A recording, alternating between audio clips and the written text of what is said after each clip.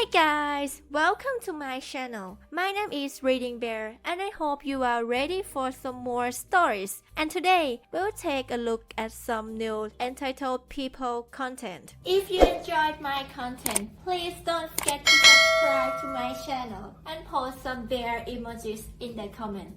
And now, let's dive right into the stories.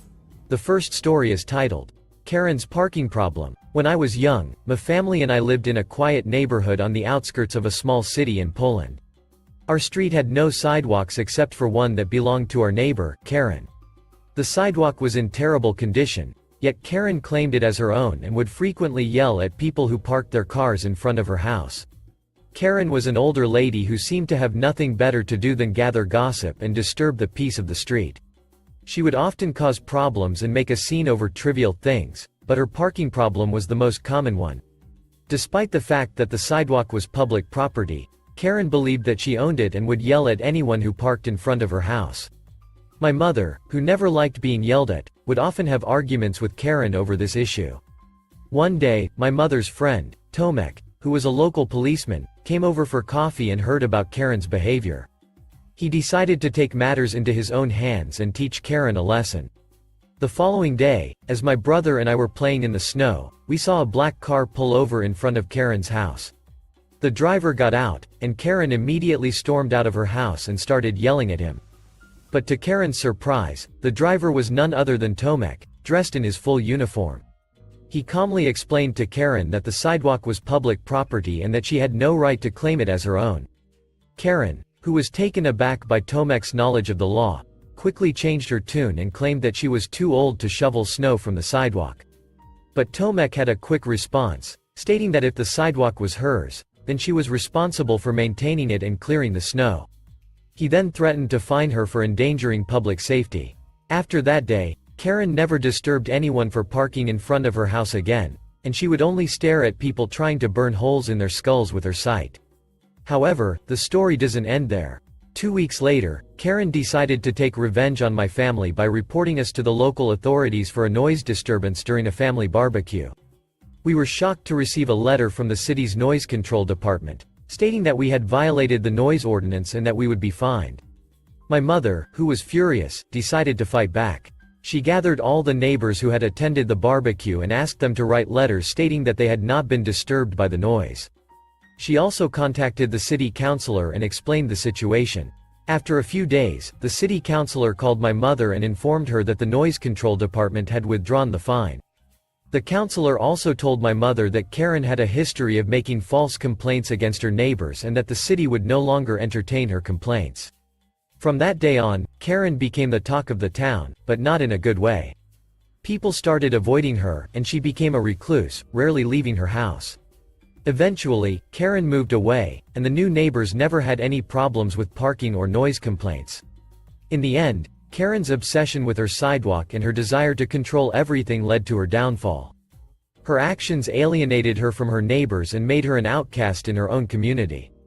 The next story is titled, Neighbor and his friends kept stealing my packages, so I got them arrested and evicted. I had a problem neighbor for so many years. He'd terrorize the area. He was a drug addict and dealer, which is his business, but don't make it my issue. Thus we always had unsavory people popping up, breaking into houses, cars, stealing packages, etc. I know it's to do with him because he had previously admitted that it was his friends doing it, and I've seen CCTV from other neighbors showing his friends damaging cars, etc. He's stolen bank cards that came in the mail, makes the most obnoxious amount of noise that wakes me up, and his friends, fiends, almost always ring my bell in the dead of night, around 2:30 a.m. I've shouted at them so many times and have argued with him too. My neighbor has also been in prison multiple times for various things, including very serious crimes, so he would do well to keep his head low as a free man, you'd think. We live in a house converted into apartments, where there are 4 apartments and a main area downstairs to walk through, where mail goes. He's always leaving the main door open, which I'd ask him not to, so his friends can come and go. Sometimes they'd kick the door down and trash the area.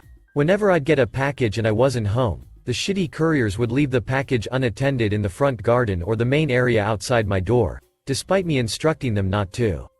My package would be stolen by my neighbor, his friends, in seconds. This went on for years, and when confronted, he'd deny it, but I knew it was him. Other two apartments are old people who I am friendly with who also dislike him. The issue is I never had any proof. I once called the police after he wrote a note to me apologizing for his friend stealing my package, but that went nowhere. This time I wasn't going to let my over £250 worth of stolen packages go amiss. I put up a camera in the main area. I saved the boxes from some other packages and placed an apple and some plastic bags in there for weight, set them outside, and within 5 minutes they were stolen by his friend who hadn't seen the camera. Gotcha. I called the police, who commended me on my setup skills, and they came over, but by the time they did, the guy had left the building, with packed bags that were definitely filled with drugs to sell. They told me they'd look out for him. A few weeks after, I get a call from the police about it. I also tell them I'm absolutely certain he sells Class A drugs and has been terrorizing the area. They tell me they'd pay me a visit. 5 days go by, and at 7 a.m. I get a call from the same officer asking me to open the door quickly and quietly. I do, and she tells me to go inside, but not before I see about 15 plain-clothed officers hiding behind a wall. I look through the peephole and they all storm inside, boot down his door and arrest everyone inside. It was basically a crack house, as well as seize boxes of drugs. This was all caught on the camera I bought, so I sent the footage to the landlord. The police also get in touch with the landlord, and thus my neighbor is evicted on top of it. This was a month ago. None of his mail has been picked up, and I'm getting a lot of joy out of this. Moral of the story? Keep your hands to yourself. The next story is entitled Child Has No Empathy for Her Own Father. So, this entitled child is someone I've known since her birth, and she's been a pain in my ass for the same amount of time. Honestly, this post is the result of her parents spoiling her rotten. Let's just call the entitled kid EK.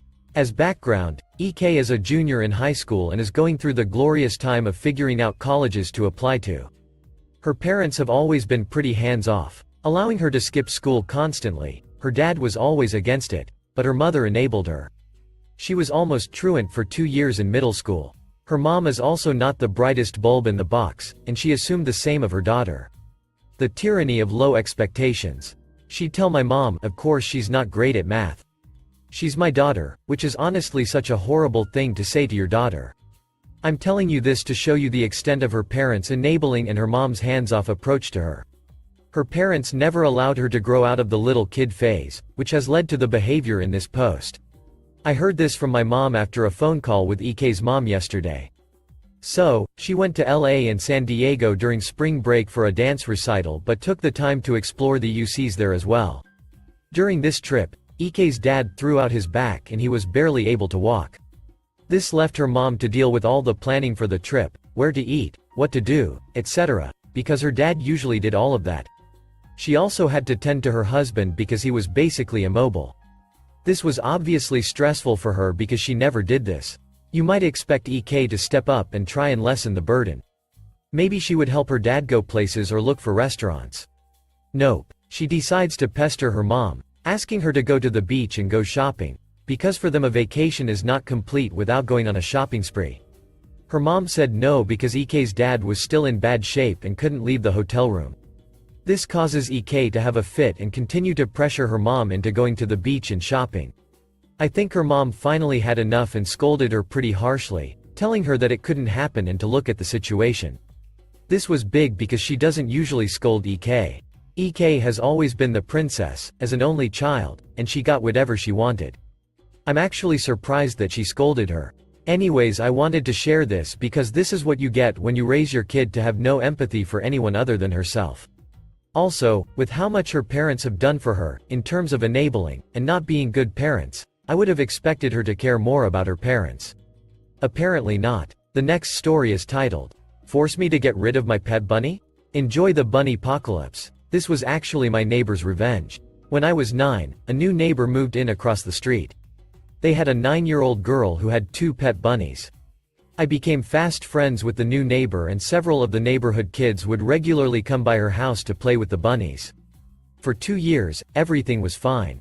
No one had issues and we all lived happily in our white picket fence neighborhood. Enter HOA a hole. Now HOA a hole lived on the other side of new neighbors. Our HOA was fairly reasonable. Don't paint your house neon pink, cut your grass, otherwise you're safe. But HOA a hole was high-ranking on the board and had a tendency to nitpick about stupid things. After 2 years, HOA a hole had gotten bored and decided it was a problem that new neighbors had bunnies. Why? Because deep in our HOA bylaws, it states that you cannot have any non-domesticated pets. Bunnies, even though theirs had never been left outside or hurt any of the kids, were considered non-domesticated. HOA a hole made a stink to the board and insisted that something be done immediately. WA sends a letter that the bunnies get gone ASAP or fines would start accumulating. New neighbor tried to go talk to HOA a hole and explain that they're his daughter's pets, harmless, etc. HOA a hole wanted none of it, smirked, and told his daughter to tell bugs bye-bye. What HOA a hole didn't know is that new neighbors were only a few weeks away from moving back across the country to be closer to family. They'd done a private sale on the house, no signage outside, and most people didn't even know. New neighbor could have just ignored the letter and he would have been gone before the fees could hit. But no, that would be too easy. What did he do instead? He drove to a friend's property in a rural area of town, captured 4 wild bunnies, and set them loose in the neighborhood the day before he moved. And boy did those bunnies do what bunnies do. And where did they do it? In WA a hole's backyard, where he and his wife had spent years creating a bushy, flowery oasis. Within a month or two the bunny population doubled. A few more and it tripled. Within a few months, our neighborhood was overrun. For the most part they were harmless, stayed out of the way, and added a homey feel to our yards. For HOA a hole, it was havoc on his beautiful yard, and he spent months petitioning that the HOA eradicate them to no avail. 20 years later and the neighborhood is still a bunny hideaway. HOA a hole still lives there and has long given up on protecting his beautiful backyard from the bunnies. All because he wouldn't leave a 9-year-old girl's pet bunnies alone. Edit to add. Thanks to everyone who pointed out that I absolutely flubbed the incredible opportunity to coin HOA a hole. I will likely look back and regret this at least once a year for the rest of my life. Right on you clever a holes. The next story is titled, Nothing Wrong with Your Noise? Let's see how you like it when you have a baby. I live in an 80s-style duplex building made of concrete cinder block bricks and moved in here mid-2016. My neighbor has a mirror of my apartment. They are both 2 levels with a gallery staircase in the middle. I love it here so much. But my neighbor, oh my god. We actually used to get along all right and that was mostly because I like to keep the peace. But he loves having every door and window of his home open and I live in a part of the world that is hot and humid for about 3/4 of the year. We also live right by a busy road. This wouldn't be that much of an issue, but his music and movies have to compete with the outside noise as well as the noise from his fans. He refuses to use his air conditioned. The result, even at low levels, is a booming bass in some of my rooms due to the resonance. It drives me crazy, and this could happen at any time of the day or night. I was losing sleep in my mind and at my wits' end. We finally well and truly fell out about a year ago. I had tried asking, begging, pleading, passive aggression. Every avenue had been exhausted by this point. I convinced him to come over to my house and just listen so he can hear for himself what I'm talking about and thought surely he would realize that he needs to stop, or at least seriously adjust his sound settings. He said there was absolutely nothing wrong and so I decided to change tack and increase the levels of my own system, much better than his, to roughly where his was and we went there and again. He said there was nothing wrong and that he wasn't going to change anything. I was told that my sound wasn't able to be heard at their place and that I could leave the levels as they were and would just have to live with whatever sound came out of their home. At this point I also started searching for phrases like, narcissist or just a hole, to try to figure him out. He got with this lady he had been talking to and it's an absurd and toxic relationship but not my problem and I figured at least he wasn't playing sound that boomed through my bedroom in the middle of the night. Anyway, cut to a few months ago. I noticed he had some old baby stuff on his patio that looked like it was bought from a garage sale 30 years ago and then in the following months I see his girlfriend with a definite baby bump. By now I bet you can see where this is going and so could I by that point, assuming things weren't going to change, and I knew they wouldn't. This past month my neighbor and his girlfriend have welcomed an adorable little screaming baby which I can't hear from my place at all, thankfully. But apparently, they absolutely can hear sound coming from my place and told me as much when they knocked this week, and I greeted them with a big smile and congratulations. They told me they are getting no sleep at all and they're at their wits' end. They asked, begged and pleaded with me to turn my sound system down, and I reminded my neighbor that my sound wasn't able to be heard from their house, and even if they could hear my sound, they can just live with it. I might reduce the settings slightly, once I know for sure that a lesson has been learned, and I'm well aware that this would fit in Am I the A-hole and Petty Revenge, but I thought I'd give it a go here. The last story is titled, Do Your Job. Okay, Karen. So, I work in online fulfillment at a large home, garden, and building supply store. Mysterious. My job title comes into play later, as technically we aren't supposed to work with customers directly, just point them in the right direction or find another associate who works in that department. I had a massive order to grab, several heavy and large pieces of sheet metal and screws. Problem is, the sheet metal size I need isn't where it's meant to be, so I'm having to scan pretty much everything to figure out what's what. Bigger problem? This lingering in the wild sadly put me in range of a wild Karen attack. Wild Karen. Raging harpy voice, are you gonna help me or not? Yours truly. Suddenly very confused, looking at her, especially as she hasn't spoken to me at all. Wild Karen. Increasingly annoyed seeming, well? I've been standing over there forever and you haven't offered to help me. Yours truly. My bad. I can try. I don't work in this department, so it depends if. Wild Karen.